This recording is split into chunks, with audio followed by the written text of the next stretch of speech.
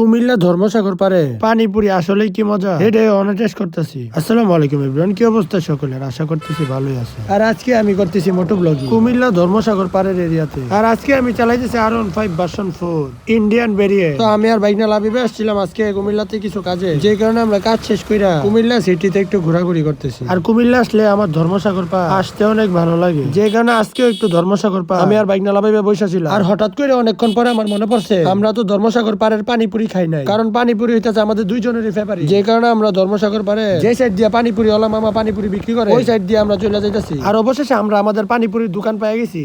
ভাই দুইটা দিন ভাই।